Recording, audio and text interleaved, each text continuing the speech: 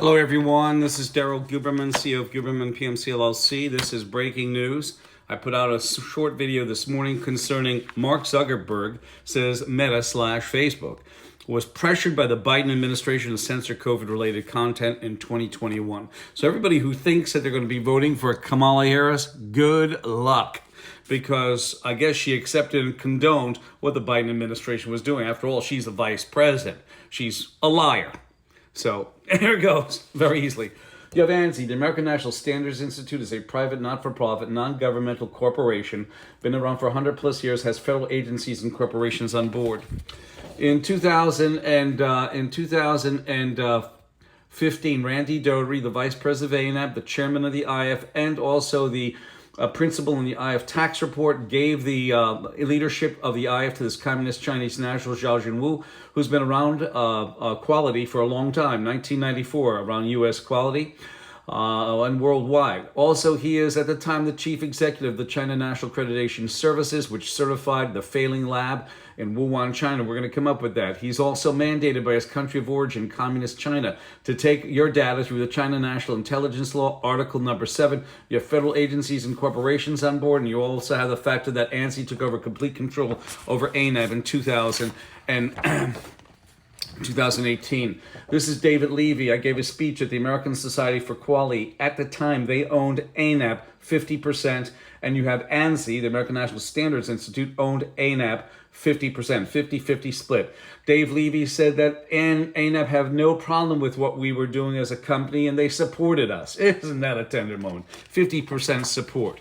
Okay, and then you had the factor that Randy invited us in 2016, the same guy who handed over the leadership of the IF to the Communist Chinese National. Randy invited us. He said it's all voluntary. The only thing is, as a proud American, do you think that I want to hop on the IAF that's run by Communist China, who's mandated to take our data to the China National Intelligence Law, Article number 7? That's number 1. I refused because I'm a proud American. Wouldn't you, ladies and gentlemen? Unbelievable. They have over 10 different registrars in Communist China that can issue an ANSI ANAB accreditation. You have ANSI again taking over the full control of ANAB in 2018, and they have them sitting on between 2015 and 21 IAF. Now the IAF was designed and developed and founded by ANSI and the affiliate ANAB. We have that for you right here. Here it is. There's no problem. You can stop the video and look at this. Here's Zhao Jinwu standing in the Wuhan lab issuing a certificate into a laboratory that was ill-prepared to handle any sort of bio-level 4 lab issues. They are ill-prepared. In 2019 or 2018, you had a contingency go over from the United States to the lab that was certified in 2017. And what happened is the scientists in the laboratory said in Wuhan, China, the Wuhan Institute of Virology said that we do not have enough qualified technicians, for that is the first level of containment. Okay, and then you have Xi Jinping talking about China National Intelligence Law, Article number 7. You have Pamela Seo, who confessed in 2017 to the release of the COVID virus. If you stop and read this, you'll find out that there is no controls inside the laboratory certification process. And she even admits to it. And here we go. Major forensic scandals have happened in accredited laboratories.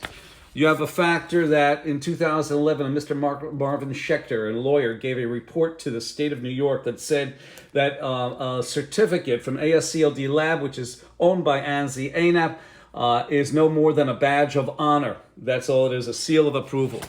You have Daryl Anthony Fauci on the NIH, and also I put CDC over there as well, because they too sit on ANSI ANAB's board. You have this document from China that shows, without a shadow of a doubt, shows Zhao Jinwu in the lab here, okay, giving a certificate to a lab that was not prepared. On top of it, at the back of that is this. This is the second annual meeting in the virology lab at the workshop in China. And the first item of business over here is gain of function. Remember, Fauci said he didn't know anything when he was being inquisitioned by Ron Paul.